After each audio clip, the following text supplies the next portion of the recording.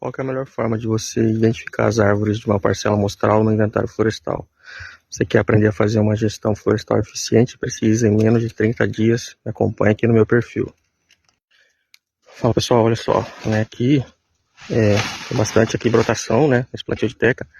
Tem também poucas árvores nessa parcela amostral. E aí as árvores que compõem a parcela amostral estão pintadas aqui de azul, né? Então por mais que o azul seja uma cor que se destaque, aqui a gente está perto, mas se estiver muito longe a gente já tem uma certa dificuldade para enxergar a tinta. Então resolvi fazer um teste. Comprei aqui um potinho de glitter, que foi R$12. A gente colocou ali na latinha de tinta.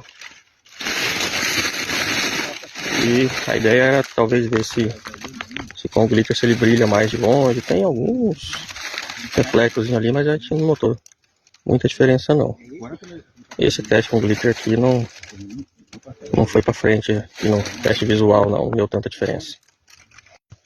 O engraçado é que na sombra dá pra ver bem os glitters lá.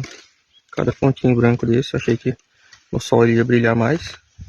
Quem sabe no próximo teste usar o glitter com as bolinhas maiores para ver se ele brilha mais no sol.